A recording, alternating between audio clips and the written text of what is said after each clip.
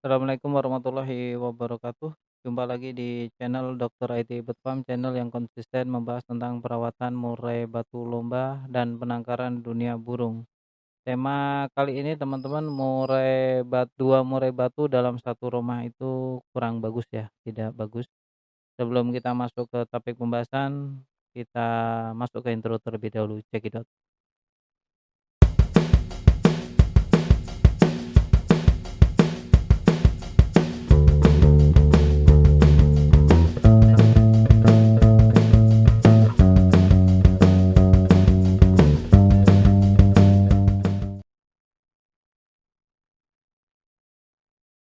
Nah, untuk satu rumah dua burung murai batu, kenapa saya bilang kurang bagus teman-teman? Satu rumah 2 murai batu. Nah, untuk satu rumah 2 murai batu ini kurang bagus kalau teman-teman, tidak melakukan ini, langkah-langkah ini ya. Jadi kalau hanya sekedar teman-teman memelihara 2 burung murai batu lalu taruh di dalam satu ruangan di satu rumah, nah ini akan menjadi problem dan masalah. Terus itu satu, ketika di dalam satu ruangan ya, hanya berdua burung murai batunya tadi, atau teman-teman ini, burungnya dalam set untuk hariannya setnya tinggi, jadi gacor-gacor. Jadi kalau burung murai batu di dalam satu rumah, 2 burung murai batu dengan set tinggi, ini tidak dibenarkan ya. Nanti burung murai batu teman-teman pasti akan rusak. Kenapa burung murai batunya akan rusak? Karena dia setiap hari itu tarung teman-teman ya. Setiap hari saut-sautan.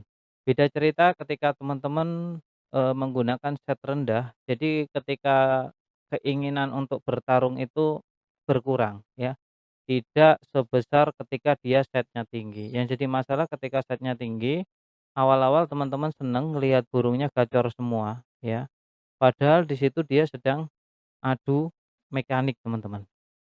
Saling nembak, saling ngeluarin isian. Nah, ini yang tidak dibenarkan dalam jangka panjang murai batu teman-teman pasti akan mengalami yang namanya rusak atau drop mental.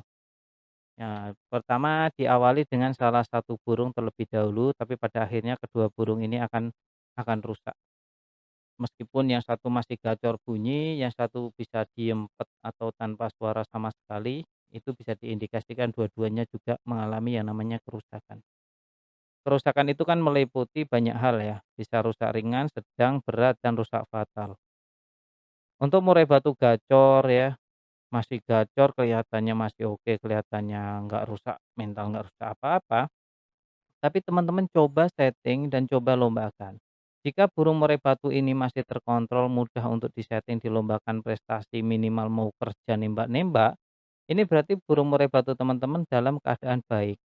Tapi ketika murai batu teman-teman coba setting, kok jadi kacau ya, di-setting begini kok jadi begini, berarti itu ada masalah dalam murai batu teman-teman. Nah, dari situ kita melihatnya ya, indikasi murai batu rusak atau tidaknya itu ya, kalau kita konsentrasinya ke kontes, ke lomba, bukan rumahan loh ya.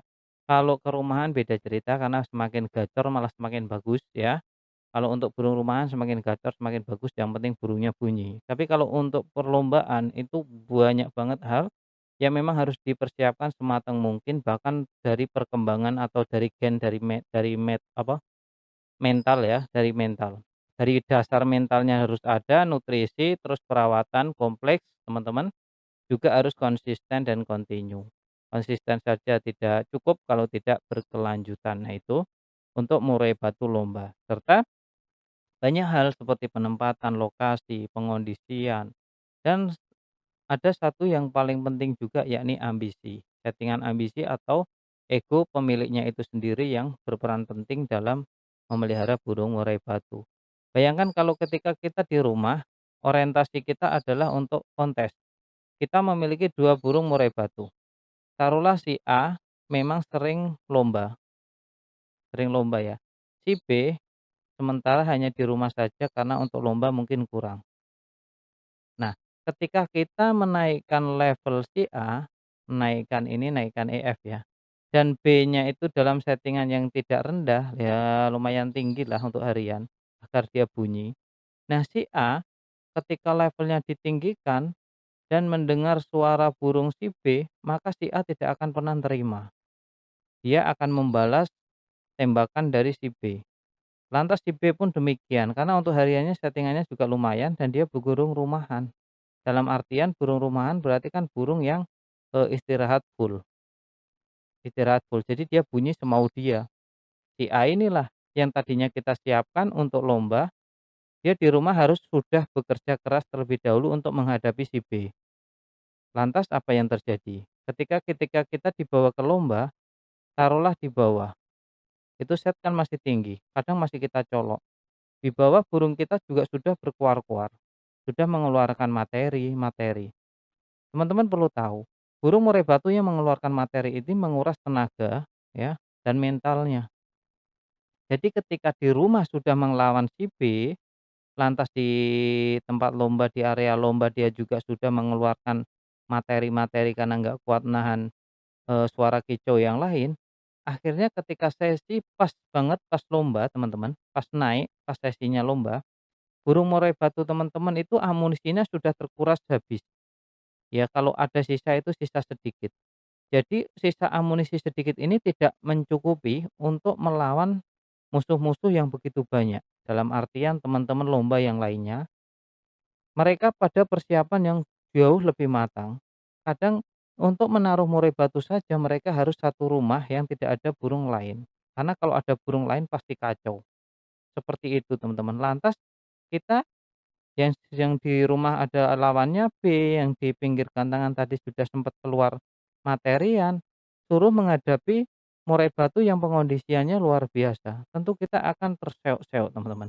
Nah, disinilah murai batu kalau satu rumah juga tidak bagus kalau tidak teman-teman ada trik khusus untuk menghadapinya, untuk memecahkan masalah ini. Solusinya apa? Solusinya kalau murai batu di dalam satu rumah, kalau memang harus di dalam satu rumah, bahkan di dalam satu ruangan, teman-teman harus seminim mungkin untuk settingan EF-nya, seminim mungkin. Jadi kalau burung murai batu bunyi hanya sekedar bunyi, tidak saut-sautan terus-menerus yang berkelanjutan, burung akan down atau tenaganya habis, lalu mentalnya kena. Terus kalau masih bunyi, teman-teman coba kasih burung ketiga yakni masteran untuk pemecah. Masteran yang gacor, yang relatif lebih bunyinya sering dan rutin, tapi tidak mengganggu atau mengintimidasi dari murai batu itu sendiri. Contohnya burung kecil-kecil seperti konin, itu bisa ya untuk memecahkan suara biar murai batu A dan B itu tidak saling saut-sautan. Ada burung ketiga yakni burung kecil-kecil tadi. Nah, burung kecil tadi itu untuk menyamarkan dari A ke B, filternya adalah burung kecil tadi, jadi udah buyar duluan. Seperti itu ya teman-teman. Jadi untuk seperti Eee, gelas ya, gelas, ada sisa kopi. Nah, teman-teman tumpahin air putih terus-menerus.